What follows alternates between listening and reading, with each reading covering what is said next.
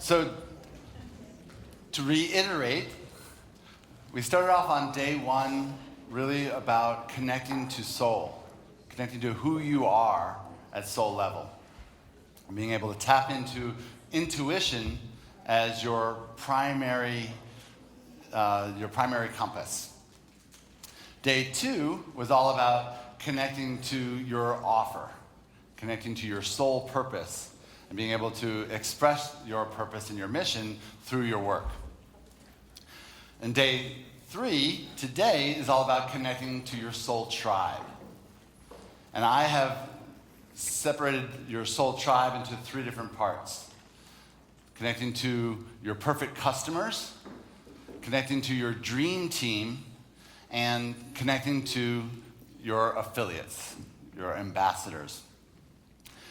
We're going to talk a little bit more this afternoon about what your dream team might look like and what the different pieces are, so you can see who you have right now and who you might need. And we're going to be starting off, after this presentation, we're going to share a little bit about attracting your perfect customers. But all of this piece around attracting your soul tribe or connecting with your soul tribe is built on building your relationship capital. So that's what we're going to be talking about right now, is building relationship capital. And I believe that this is a result of the work that I've been doing over the last year, or last 7 years, in building relationships. It's really because of the relationships that I've built and the trust that you have in me that you showed up. Some of you have only met me within the last 3 months. How many people did not know who I was 6 months ago? I'm really, really touched that, again, that you heard the call and you responded and that you're here. In October, I was doing a launch for one of my clients, and he was having an event where I actually met Marianne. It was the Rock Your Gifts with Sean Stewart. It was his live event. And I invited someone who had been introduced through Andrea to come to his event, and she said, well, I would love to be there, but I'm in India right now. And I said, you're in India? Why are you talking to me? I can't believe that you're even on Facebook right now if you're in India. But just the fact that I got a response felt like an affirmation that I was on the right track, that there was resonance there. And she said, well, I'm not available for this event, but if you have anything else going on, I'd love to hear about it. It sounds like we have a lot in common. So I trusted that instinct, and I said, oh, well, I do have my event coming up in February. I'll let you know more about it. And then at Thanksgiving in November, I said, I'm ready. I've got this event. What do you think? And she checked in with Spirit, and knowing that she's somebody who's very deeply spiritually connected, and Spirit said yes, was an affirmation to me that this was going to be a big event and it was going to be deeply meaningful. So I was deeply honored to have somebody who, again, was soul connected and was saying yes to showing up. And I'm really, really pleased to introduce her to all of you and let her share her story about building relationship capital that really fits with this whole idea of your soul tribe. So please stand up and give me a warm welcome for Debra Poneman. Thank you, my darling.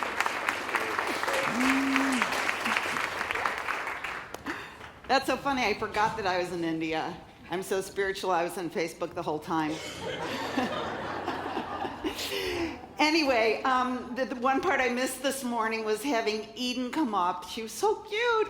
Remember, she said, I'm going to be the magician and I'm going to make my dad appear and abracadabra, and she was amazing. Both those kids are amazing. I love meeting people's children. Don't you love, to see what they spawned? Anyway, so I was going to show you some pictures of my kids, but I decided that I was going to instead, that's actually the wrong PowerPoint. It's the one that says Mark Porteous on it. Did you say Porteous or Portis? Porteous.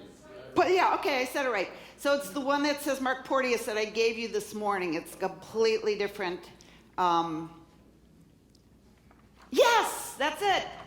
Soulful Leadership Mastermind Retreat. Thank you. This I am telling you, Ursel, let's give him a hand. He's amazing. All right. So I'm going to spare you some pictures of my kids. Instead, I'm going to show you pictures of my grand dog. Now, my grand dog, wow, how come, oh, there, I'm going to go backwards too. You know what's funny about this, just so you think that we're not all like, you know, like, if you press it once, it goes 3 forward, so it's not us. Okay, so I know he's adorable. His name is Ranger, and everyone, oh, he's so cute. But the truth is, he's not really a good dog. If you look really close, see those little plastic bags? We actually caught him selling drugs. And he was putting marijuana in those little bags, and you see the computer, he was adding up his profits on the computer. And we were living in Chicago at the time, and then we find out that he's in a gang. So it was really distressing to find out he was in a gang. And he fancied himself to be a gangster. So what we did is when we moved to California, we decided we were going to bring him with us because we had to get him out of that atmosphere of like that gang atmosphere. So we brought him to California when we moved, my daughter and I. And it was okay. He did a little social drinking, but it wasn't as bad as when he was really into that gangsta scene. And then, so we thought he was being a good dog, and then one day we come home and we find this. And we were really upset. We tried everything. We thought maybe we could put him into AA, but we couldn't find any chapters that took French bulldogs. So what we decided to do is introduce him to Mark. And I know Mark says but I knew of Mark. So what I did is I enrolled Ranger in one of Mark's masterminds, his metaminds, and it was amazing. Like his whole life turned around. He started working out. I'm telling you, it was incredible. And he got us to all work out, and then he actually got a job as he didn't get a job as a porn star. He got a job as a lumberjack, because we were living in the Northern California. And then he found out that they wanted him to collect, like old growth trees. So he decided instead to go into modeling. And there he is. He was on the cover of GQ, Gentle Dogs Quarterly. And his life, just because of Mark, his life turned around so much. He met a soulmate. And it was really cool because I was totally thrilled. He's in a same-sex marriage. I was a little bit concerned because the guy's considerably older, but really supported everything Ranger wanted to do. And the other thing that he got from being in Mark's metamind is that he should really pursue his soul purpose. And he just went for it, and he became a rabbi. So let's give it up for Ranger. What a guy, right? What a guy. He was leading the Passover Seder. It's just unbelievable what he's done with his life. Anyway, so I am going to be talking about building relationship capital, but before I talk about that, I want to tell you a little bit about myself and and my journey. And it's not because I want you to know the details of my life, but it makes more sense when I start talking about relationship capital if you know a little bit about me. Now, for those of you who don't know, I have a company called Yes to Success, which I started actually in 1980. And I teach the principles of creating true success. And true success is success that comes from the inside out. Okay?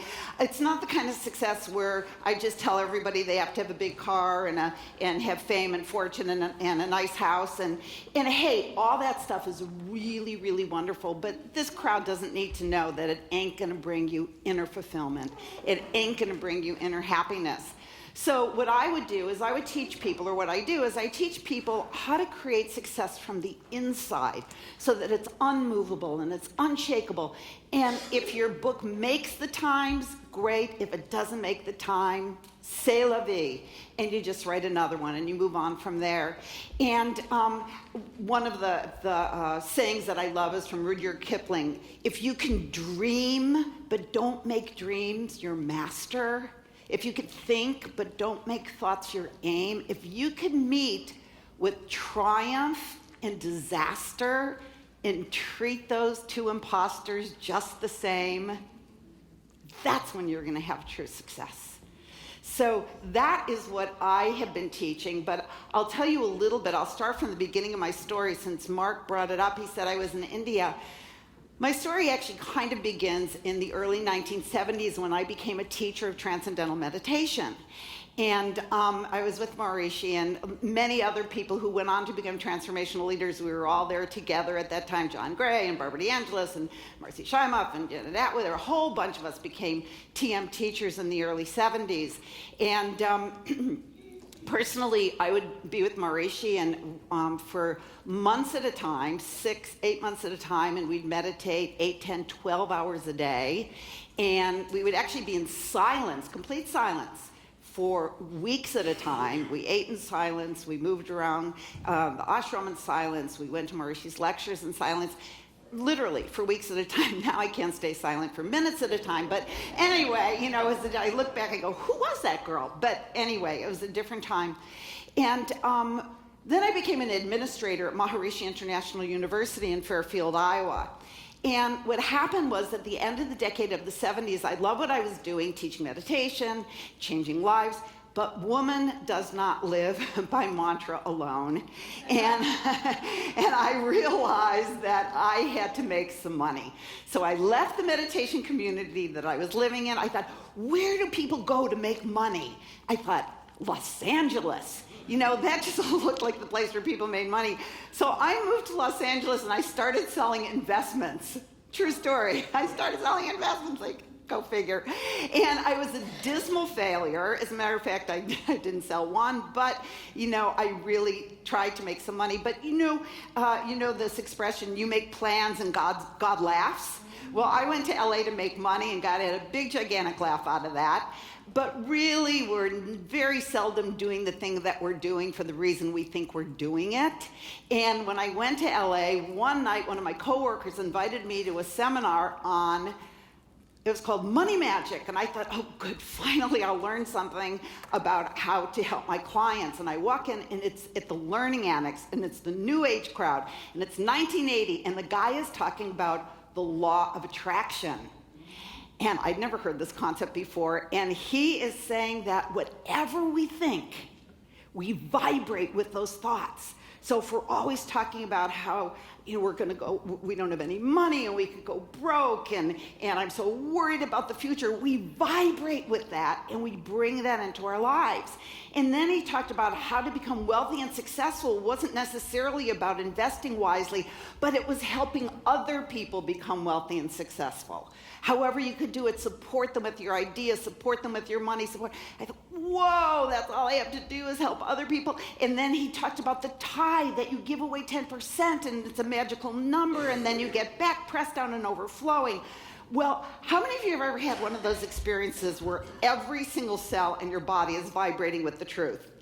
Okay, so I had that experience. He also said if you don't know what your purpose is, okay, just write down what you love to do. So he said, just write down what you love to do. So I went home, my then husband, he was already asleep, so I sat down and wrote down, talk, write, be on TV. I've never been on TV, but I wrote down be on TV, travel. I just wrote down this whole list of all the things I love to do, all the things that made my heart sing. And I went to sleep and I woke up at 6 o'clock in the morning with a start. And I knew what I was going to do for the rest of my life. I was going to teach people these principles of success, just like the guy at the Learning Annex was doing. So I was so excited, I had to wake up my husband, and I'm like, what was his name? I know his name. Mark, that's right. It wasn't this Mark, it was a different Mark. Anyway, so I wake up my husband, I'm like, Mark, he was a really nice guy. Mark, I know what I'm going to do for the rest of my life. And he said, yeah, what? I said, I'm going to teach people these principles. He said, oh, that's so hot.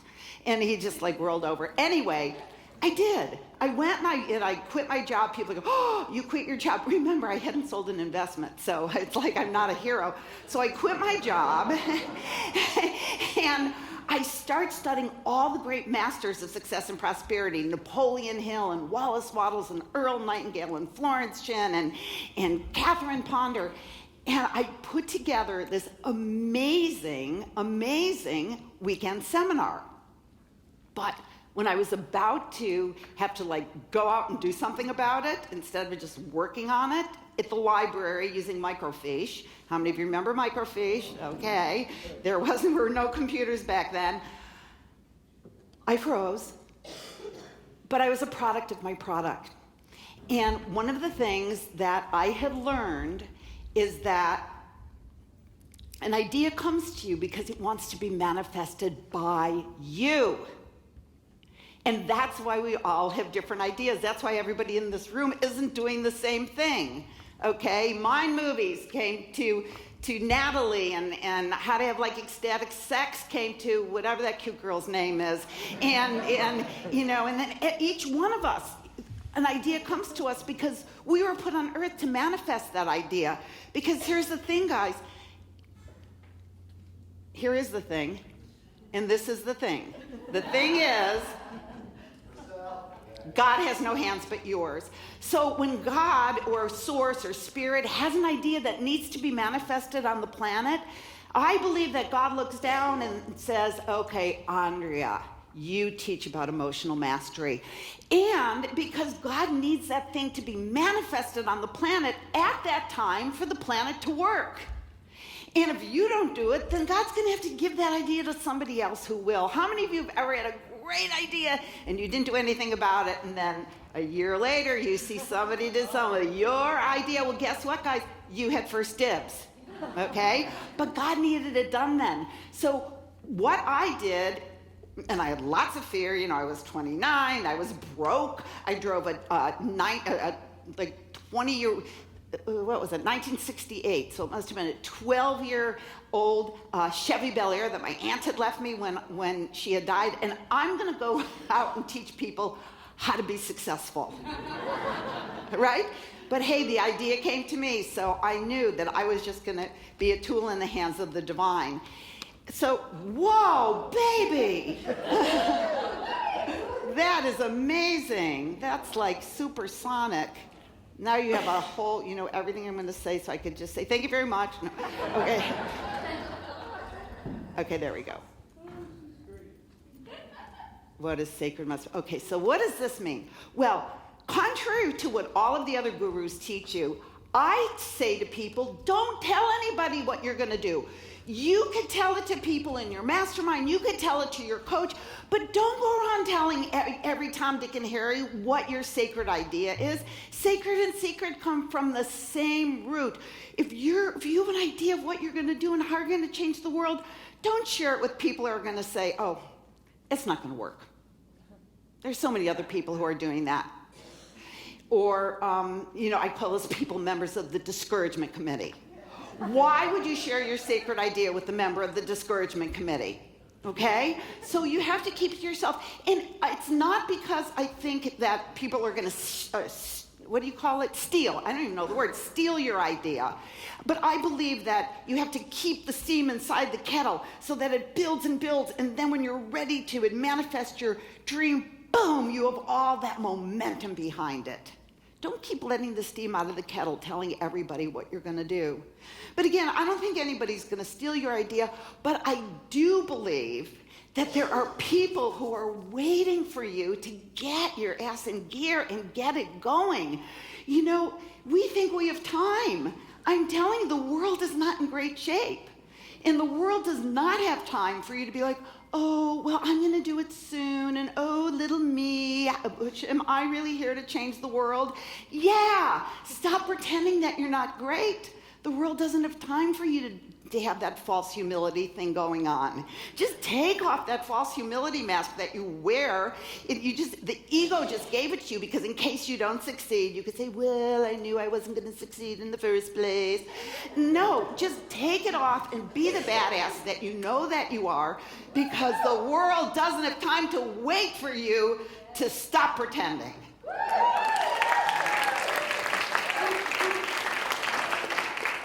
So, and don't wait until you're ready, because you'll never think you're ready. There will always be loose ends. Again, I was 29. I had no money. But you know what I did? I did this thing that I tell all my clients to do, and that is No, that's not what I tell them. But there's a quote by a famous quotee, people who change the world don't wait until everything is perfectly in place. What do I tell people? Okay, it was, don't wait until everything is perfectly in place, because there will always be loose ends. Oh, you know what I did? I was so scared because I was just little Debbie, whatever my name was that week, Olson. Alan, pull it together. So anyway, I was Olson. Can you imagine me being named Olson? Anyway, doesn't match the personality. Anyway, what I did is I took a step from which there was no turning back. And for me, it was going out and renting a room where I was going to teach Yes to Success and putting up posters, because that's what we did in 1980. So I ran around and I put up posters, and as soon as I did, the discouragement committee showed up to tell me all the reasons why my idea was not going to work, and who was going to believe a crazy idea like your thoughts create your reality, okay? But I had already put up the posters. So I absolutely encourage you to take a step from which there is no turning back. People who change the world don't wait until everything is perfectly in place. So we take a step from which there's no turning back. And here's the thing, in any moment of decision, the best thing you could do is the right thing. The next best thing is the wrong thing. The next best is the wrong thing. The worst thing you could do is nothing, okay? So you gotta get off your butt and you gotta do something, and then you course correct, okay, if you're not going in the right direction.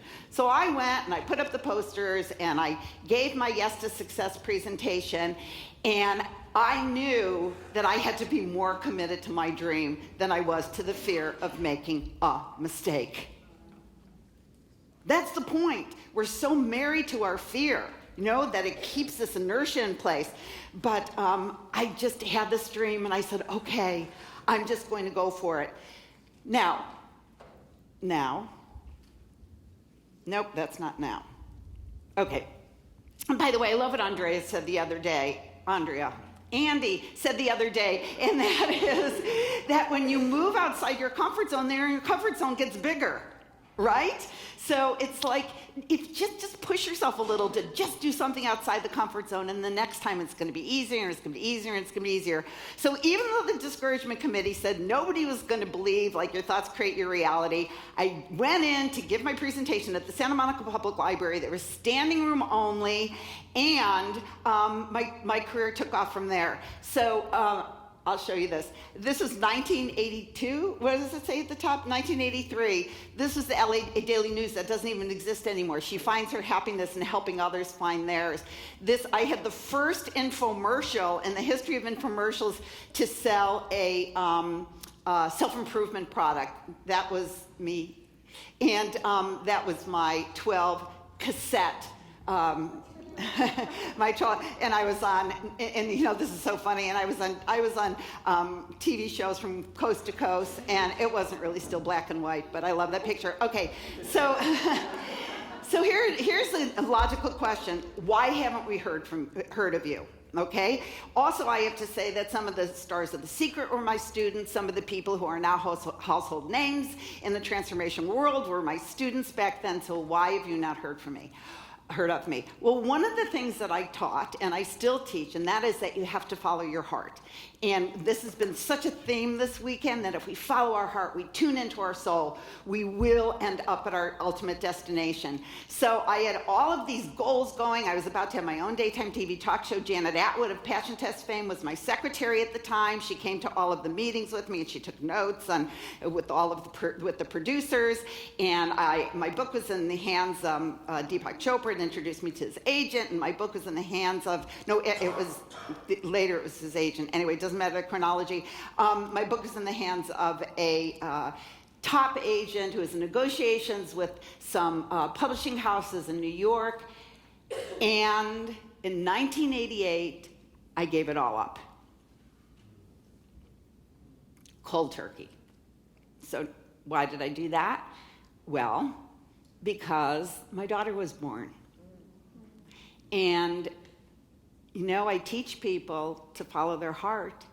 And I looked down at that little girl. Well, she wasn't that little, but I looked down at that little girl, and I said, new passion. And I thought, here I would go around the world with the passion of an evangelical minister. Follow your heart, it will never lead you astray, even if it seems that it's in the exact opposite direction of your goals. I promise you, if you follow your heart, your dreams will be waiting for you at the end of that path. And the truth was, my heart was so connected to that baby, I didn't want to leave her to go to the bathroom, let alone to go tape a TV show at 5 o'clock every morning. So I said, sorry, guys.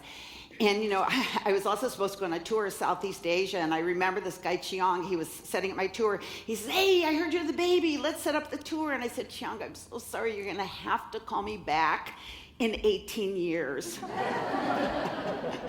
which turned into 21 years after my son was born. And people always say to me, did you ever doubt your decision? And the answer is absolutely. Of course I doubted my decision. I mean, come on, you guys. Here are my friends, running across the stage to be on the Today Show, and here am I running through Chuck E. Cheese, running after my kids, or running after this guy with a big mouse head and a chunk of cheese on his head. You think that how many of you have ever been to Chuck E. Cheese? Right? How many of you have never been to Chuck E. Cheese? How many of you wish you were at Chuck E. Cheese right now? I know, me too. Maybe next year when we do this, we'll go to Chuck E. Cheese for our fun night. Anyway, yeah, so of course I doubted. I'm human, and if you're human, you doubt. And I remember this one morning, I was home, and my kids were in especially not happy moods, and so I put them in front of the TV, which I usually don't. True story, I'm doing a channel check, and as I'm doing this channel check, and here are my kids on the couch. My daughter wanted Barney. Okay, Barney, where's Barney? So I'm doing this channel check, looking for Barney, and I just happened to, for a split second, see Oprah, and one of my students was on Oprah. And not only was he on Oprah, but he was actually doing an experiment that I had cognized in a meditation as to how to show people the power of their mind. And Oprah's flipping out. She's like, oh my God, this is so crazy. I'm going to teach this to all my staff.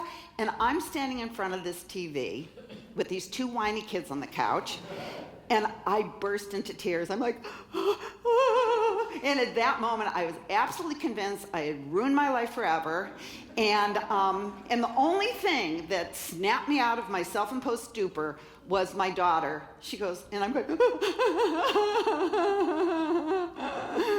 and my daughter goes, Mommy. I go, what, sweetie? She goes, I think you forgot our popsicles. I'm like, yeah, I did forget your popsicle. So I found Bonnie, and I went into, she had a speech impediment, she couldn't say her words. So I found Bonnie, and I went into the kitchen, and I'm mad at God. Like, how could God do this to me? That was supposed to be me. I had the book, I had the TV. And as I'm pouring the orange juice into the molds, I had this voice, God spoke to me. And just in case you're wondering, when God speaks to me, I don't know about you, when God speaks to me, it's not like Charlton Heston, like, Debra! It's not like that. It's just like a little impulse, the voice of God. So, and that impulse said, remember the book. And I remembered a book, and it wasn't the book I was supposed to read. It was a book that I had read a couple years ago about a man who had died, and he came back and he wrote this book. And in the book, he tells a story about how when he got to the other side, he did go through that tunnel of darkness, and then he came to the light, and there was a being of light waiting for him on the other side. And the being of light said, would you like to see a highlight reel of the highlights of your life? And the man was kind of arrogant. He says, I sure would. And it was a really short reel. It just showed him showing his son how to swing a baseball bat and him dancing with his daughter at the daughter's wedding. And the man said, well, what about the time when I brought my company public? What about the time I made my first million? What about the time that I opened the factories in Japan? And the being of light said, all of those moments glorified you. And then the being of light said, would you like to see somebody else who just passed on at the same time and see a reel of their life? And he said, absolutely. And he tells in this book that these curtains of golden light parted, and there, sitting on a throne of golden light, surrounded by a host of angels, was a lady who used to clean his house.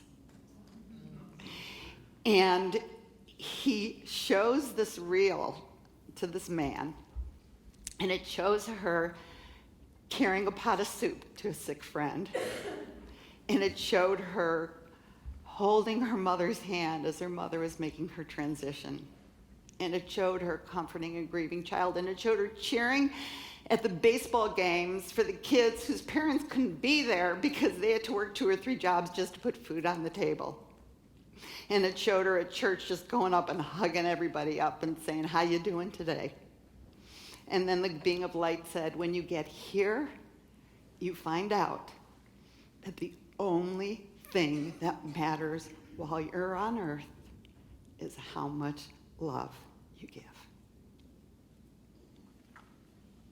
So I went back into the kitchen, into the living room, and I just sat down and loved my kids up, and I just let it go. I let go of Napoleon Hill, and I let go of Wallace Wattles, and I let go of TV and best-selling book, and I just surrendered. And for the next 21 years, I just learned from my 2 greatest teachers, and those are the teachers who called me Mom. And now I'll tell you about relationship capital, because I learned so many things about running my business from my children. I didn't have to go anywhere. I just had to listen instead of talk so much.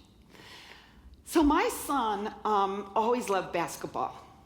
When he was 5, while the other kids were having their parties at Chuck E. Cheese, he insisted on having his birthday party at Michael Jordan's restaurant. And then after Michael Jordan, then we had to go to the United Center. As a matter of fact, I think I have a picture of him. There he is. Standing next to B.J. Armstrong. Used to be, yeah. Anyway, there's little Daniel, and there he is sitting next to Michael Jordan's shoe at the restaurant. So he loved basketball. When he was 8, it was my favorite story. When he was 8, then they had computers, and he went on the computer to try to find what was the best league to be in Chicago. He wanted to be in the best basketball league, so he joined the league that was called the Federation of African American Men. Because he thought those were the best players, and he was the only white kid on the team. And then when he went to high school, he also was the only white kid on his basketball team, but he made the A team. And he sat on the bench the whole year. But he had to go to all of the games, and he realized when he would go to all the games that he had an eye for talent, that he could pick out who was going to be in the leagues one day. Okay, so he started a website, which is called IllinoisHighSchoolBasketball.com. And within a few short years, he was 15 at the time, he became known as the go-to scout in Chicago for high school basketball. And all the college coaches, I mean, it was just insane. He was featured on ABC, he was featured on NBC, there was articles on him in the New York Times, there was a full page article about him in, Sports Illustrated, why college hoops coaches seek the advice of a 16-year-old scout.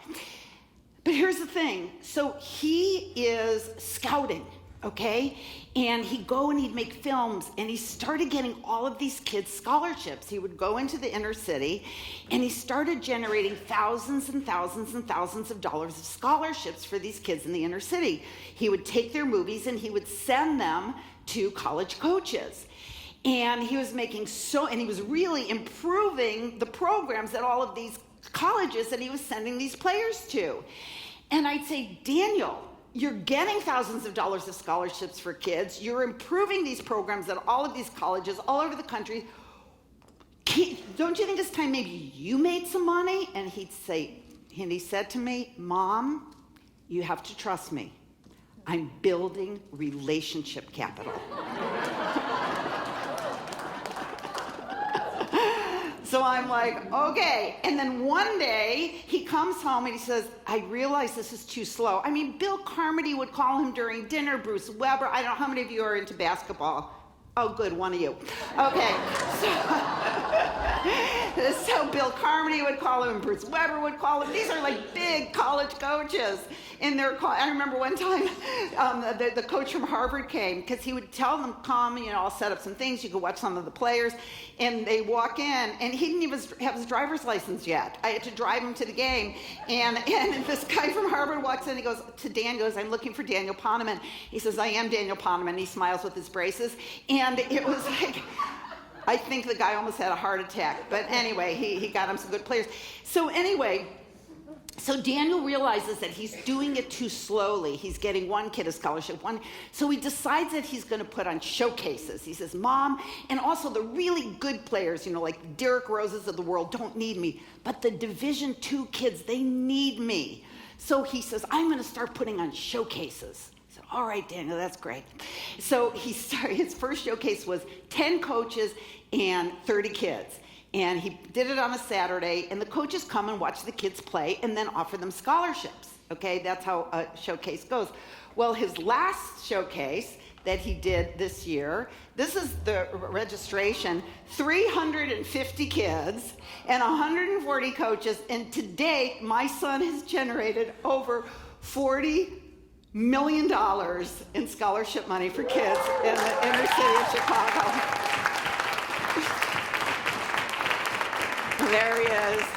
There he is addressing the crowd. But that's not all, because then my friends would say to me, you shouldn't and he dropped out of high school because he says, Mom, I'm sitting here in these classes learning calculus and learning physics, and these kids in the hood need me. I can't do this anymore. I said, you're not getting in any argument from me. People like, my friends said, how could you let him drop out of college? Out of high school. I said, let him. I encouraged him. There was nothing he was learning there that was going to be of any use in his life. But anyway, so he's getting all of these kids scholarships, and my friends would say to me, you shouldn't just let him sleep on your couch because he's still not taking any money for himself. And I'd say, could you just relax? He's building relationship capital. So let me tell you a little bit about relationship capital. So the years go by, and he decides he wants to make a film about basketball in Chicago and about how it's the only way out for a lot of these kids. He wanted the rest of the world to see what it's really like growing up in the inner city. So he used his relationship capital, and he really pretty easily got $500,000, because remember, now some of these kids were now playing in the NBA, and he had built relationship capital. Evan Turner, who's on the Portland Trail Blazers, now he puts on these showcases every year. Evan gives him $25,000, NBA matches the $25,000, okay? So, that's Anthony Davis. That's not impressive it's probably impressive to this one person over here. But anyway, he's on the Lakers. He's been in the news a lot when Kobe. Anyway, he and LeBron are the stars of the Lakers right now. And that's my son. He looks like a little Neanderthal man. Anyway, he's really 5'11". Isn't that funny perspective? But anyway, okay. So then what happened was he decides he wants to make this documentary. He makes the documentary. Fox Sports, not Fox News, Fox Sports buys it. And then it gets nominated for an Emmy Award. So, actually, you know what? I want to show them I'm going to show you, if you could turn off the lights for a sec, I want to show you the trailer of my son's documentary. Yeah, we could close those curtains, please, and maybe dim the lights.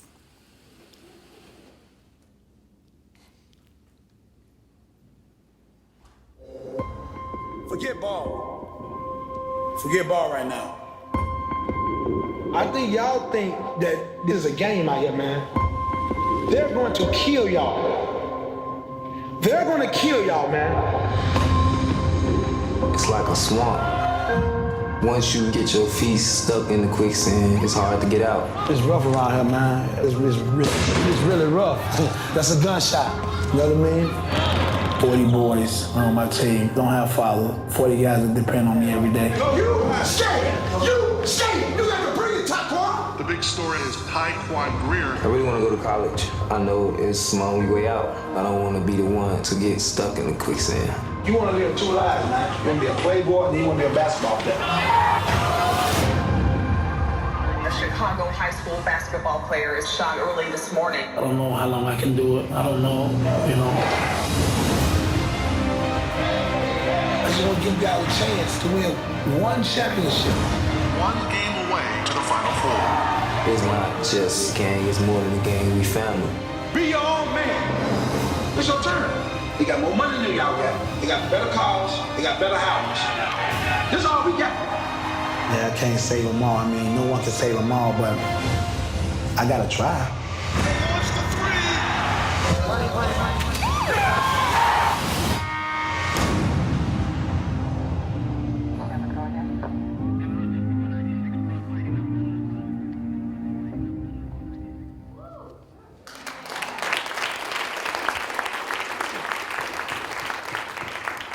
We could bring the lights up, but you could keep the curtains closed because I want to show you a couple other short films. So, relationship capital. Relationship capital is you build it by doing things without needing anything back in return. Okay? When Daniel was building relationship capital, he wasn't like, oh, someday I'm going to make a film and then somebody will give me the money for it. He just wanted to help these kids in the hood. That was it. And then he built relationship capital because he did things for people selflessly. There's a word in Sanskrit called seva. He did seva. And then it came back to manyfold. As a matter of fact, then he decided that he wanted to start and he also goes to Africa and he brings kids from Zimbabwe and South Africa, really tall kids, and he gets them high school and college scholarships. That's his newest project right now, which is very, very exciting. But he also has his own sports agency, and he owns the agency, and he has 6 agents working under him. All of them are, he's 28 now, and he his business partner who financed that, who he had built relationship capital with, is Jeff Soros. You know George Soros, the largest donor to. So Jeff Soros is one of the kids, and he actually manages a family trust and owns the LA Media Fund, and that's Daniel's business partner because he built relationship capital. But what's really interesting is that I always say to him, God, Daniel, it's so amazing what you've done with your life. He totally doesn't do it for himself. And he's always been that way. As a matter of fact, I remember when he was in 8th grade and he was going on his 8th grade class trip to Washington, D.C. I don't know how many of you have kids or got kids, or the obligatory 8th grade class trip to Washington, D.C. Well, I remember the 8th grade class trip because I went to the meeting, the 2 nights before where the parents had to go to the meeting, right? And they give out the room assignments. So I remember going to that meeting and they said how much cash the kids could bring and what the itinerary is and where we bring them to get on the bus. And then they gave out the room assignments. And they said, okay, and they did the girls and the boys. They said, okay, so Kiwan will be in a room with Taekwon, Teddy, and Max. And those were Daniel's 4 best friends, okay? And then he says, the teacher says it, she was a she, Terrence will be in a room with Joseph, Joey, and Dwan. And I'm like, those are Daniel's other 4 best friends. So they read all of the boys' names, no Daniel. So, of course, my next thought is, okay, what did he do now? But I went up to the teacher, and as I'm walking up to the teacher, I said, there's no room for, Daniel isn't anywhere on the boys' list. He goes, oh, yes, and Daniel will be in a room with Eric and Eric's personal aide. Now, Eric is an autistic boy, and he was a lovely boy who would come over to the house a lot, but I thought that Daniel was going to be really bummed. He was and he was so excited about this 8th grade class trip. That was all the kids talked about for weeks, how they were going to. Well, they actually talked about how they were going to pick up chicks on the wall, but anyway, and sneak into the girls' rooms. But anyway, he was advanced for 13. Anyway, so now they're saying he's going to be in a room with Eric and Eric's personal aide, who was a not too hip, 30-year-old. So I'm driving home and I'm in mother bear mode. I'm thinking, oh my gosh, how am I going to break this to him? And maybe we'll just have to ask him to get, I mean, I'm not an unheartful person, but I was like mother bear. And I go into the den and I say, Daniel, guess what? He goes, what? I go, there's a swimming pool at your hotel. He goes, yeah, Mom, I know.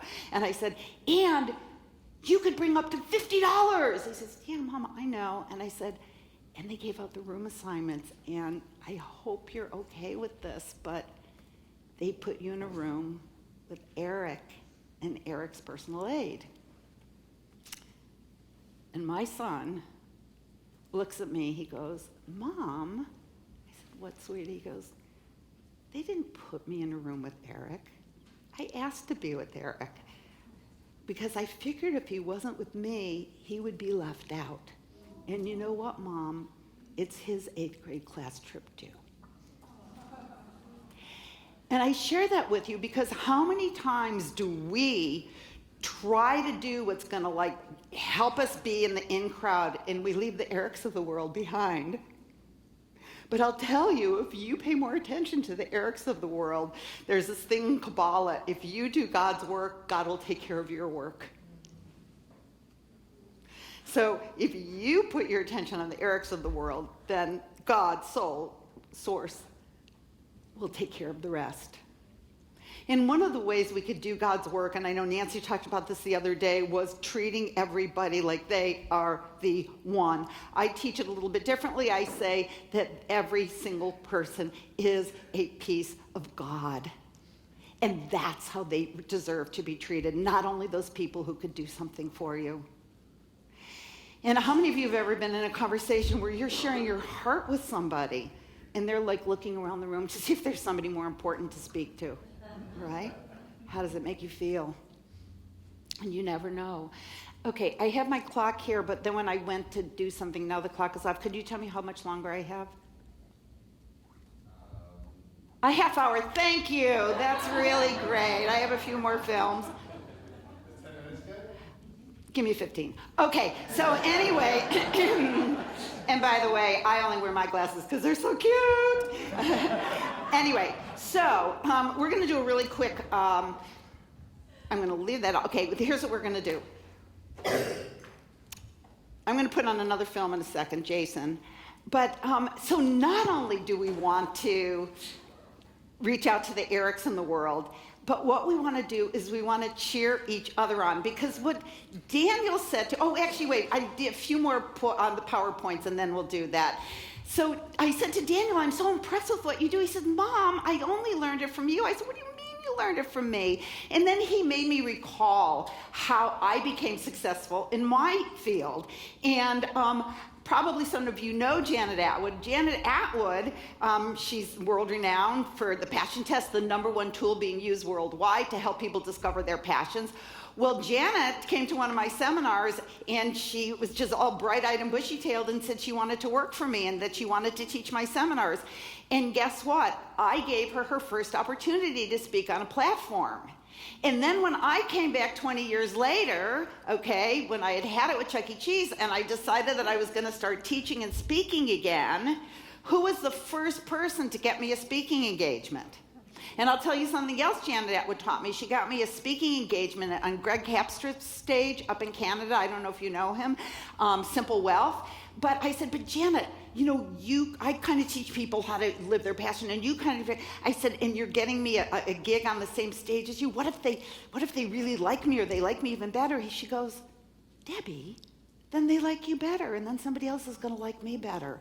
I'm not going to not get you a gig just because maybe they might like you better. Get it? And then this little adorable person, Marcy Scheimoff, she also came to one of my Yes to Success seminars, and what I did, just like I did with Janet, is I gave her my full attention. She was this bouncy little college student. Oh, I want to help you. I'm going to quit graduate school, and I want to work for you, and I want to be your secretary. And I didn't dismiss her because she's like this tiny and bouncing up and down. I treated her like she was the most important person in the world, because the person standing in front of you at any given moment is always the most important person in the world. I gave her my full attention, and she helped me so much. She became my secretary. She was my secretary for many years. And then years later, after I left, she calls me and she says to me, Deb, because you know she wrote Chicken Soup for the woman's soul and the mother's soul and the couple's soul and the single soul. They said they just called me and asked me if I'll write Chicken Soup for the American Idol soul, but I can't because I'm under contract for Happy for No Reason. But they want somebody who's a good writer and who knows American Idol backwards and forwards. Now think about this. Why did I know American Idol backwards and forwards? Because the kids, right? Because I followed my heart. I didn't think, and I had written down that I wanted to write a best-selling book, and then I followed my heart. That seemed like the last thing to do to write a best-selling book. And then Marcy said, I know you're perfect because you know American Idol better than anybody else, because that's what you do with your tweens. And I was handed a best-selling book to write. And it was fun. I interviewed, Paula and Simon and Carrie Underwood and Ruben, it was a blast. And that's me and Steven Tyler. I just put that up to impress you. But anyway, and then when Marcy had the idea to start your Year of Miracles, she calls me up. She said, I have this idea to do this year-long program. And this is just when I had come out of my years of being a mom at home. And within a couple years, we did $1 million launch because I had built relationship capital. Right? And I also gave Marcy her first stage because I got sick, and it was either she go teach the Yes to Success seminar, or she wasn't going to get paid that month because we were living hand to mouth, and then she got the speaking bug. So rebuilding relationship capital. But the other thing that I just absolutely know that you guys do, and I'm just going to show you another film, the Jason film, so that you can see, it's not only helping people because it's good to help people. It is so exhilarating. It's more, how many of you agree it's more exhilarating for the giver than it is for the receiver to give? Okay, I want you to see, we need to dim the lights. I want you to see this film because it's such a great example of how when people help other people. It's about a kid who's autistic. His name's Jason McElwain. But I don't want you to keep your eye on him. He's a doll, he's wonderful, but I want you to watch his teammates and see the joy that they get from supporting him. Keep your eye on the teammates. Go. We had planned to bring you a story tonight about a kind of prep school that prepares football players for the NFL draft and big contracts. But we're going to call an audible. We're going to switch sports tonight because we've run across an absolutely amazing basketball player that we want you to see. Here's Steve Hartman. Grace Athena High School in Rochester, New York has a new, most unlikely hero, a special ed student by the name of Jason McElwain. Let's keep it going. Jason is the basketball team manager. For the past couple years, he's been assisting Coach Jim Johnson, helping with whatever the team needs. And go! Get him motivated and hand out water and just be enthusiastic. Enthusiastic, to say the least. Despite being born with autism, Jason's father says his son has never had a problem expressing himself at basketball games. I was always concerned that he might get a technical and they lose a game because he, start yelling or whatever. Let's have a hard practice tomorrow, all hour and a half, and let's get ready for Arcadia. Let's go. 1, 2, 3, 2. Because he has been so devoted to the team, for the last game of the season, Coach Johnson decided to let Jason actually suit up. Not to play necessarily, just to let him feel what it's like to wear a jersey. At least that was the plan. But with 4 minutes to go in last week's game, Coach Johnson stood up and pointed to number 52, Jason McElwain. After years of fetching water and toweling off other people's sweat, Jason was actually in a game. His first shot was a 20-footer from the right baseline. Was it close? Did you almost make it? I just airballed it. I'm like, just, dear God, please, let's just get him a basket. His second shot missed too, but the third was a charm. A three-point no-doubter. And Jason wasn't done yet.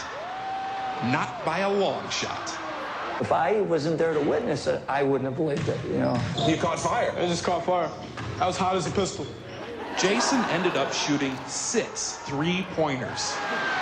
one right after the other. He had 20 points total, and each time a shot went in, his teammates and the crowd went a little crazier. His last basket, right at the buzzer, created total mayhem. Because he is autistic, Jason says he's used to feeling different, but never this different. Never this wonderful.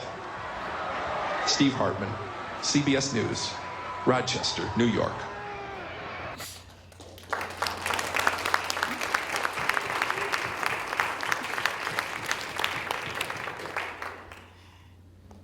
So we need the lights up. I just want you to do me a little bit of a favor.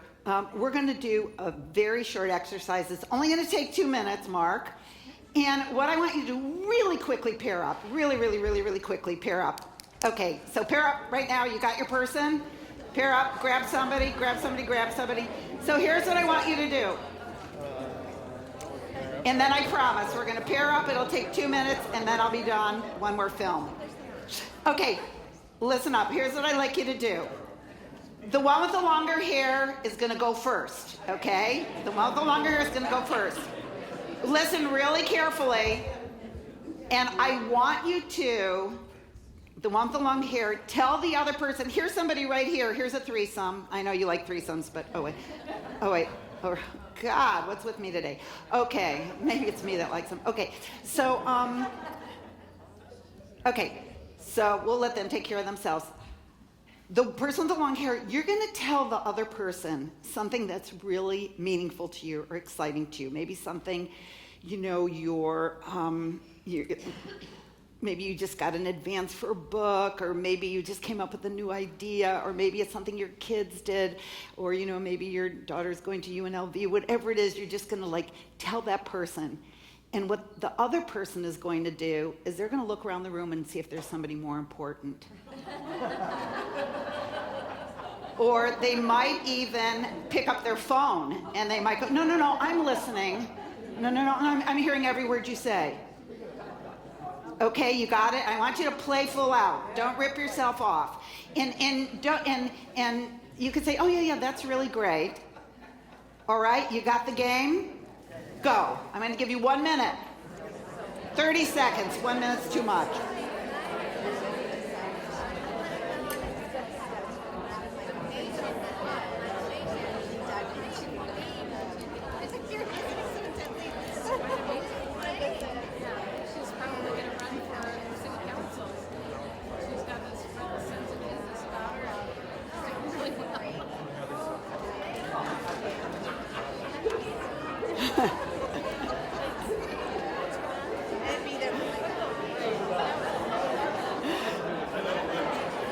Okay, that's enough. Now I want you to switch and do it with the other person. Okay, switch, other person.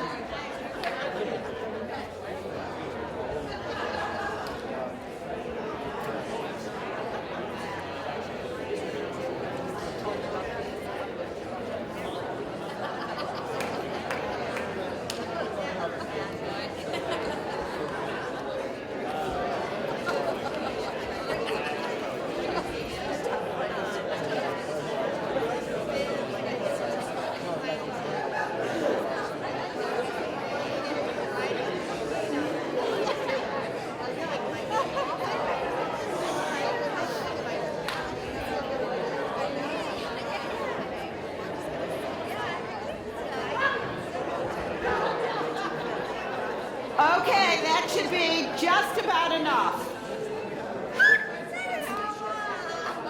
Okay, give that person a gigantic hug.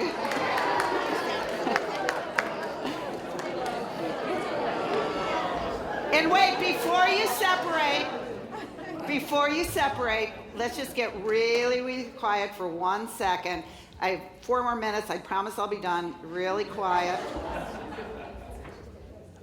And I just want you to look in that other person's eyes and commit that you will never do that to another human being ever again. And I'm going to ask you a question, and that is, Look in that person's eyes. If God came to you in that form, would you recognize him? If God came to you in that form, would you recognize him?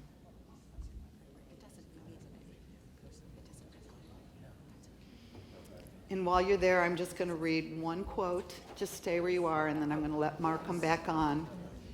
Okay? Everybody up here. I know you're loving being with each other. Sweet.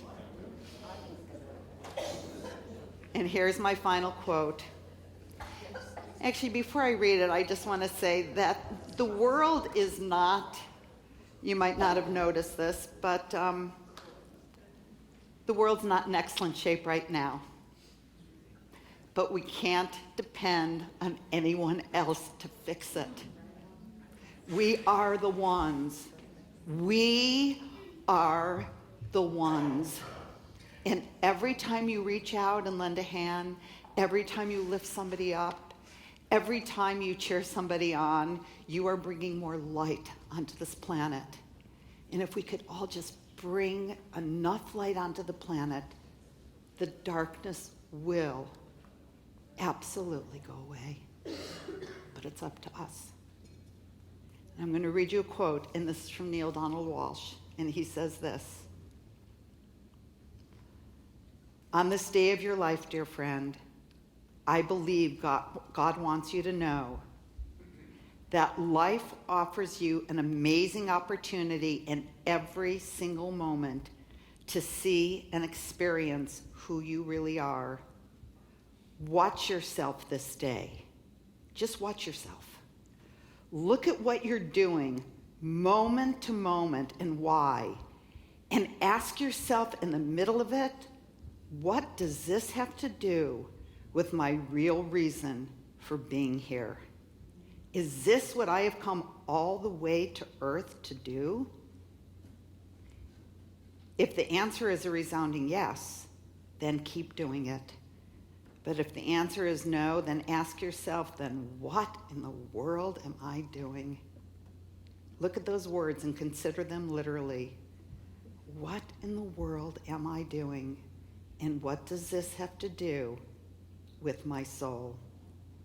It's just a question. Thank you. Thank you.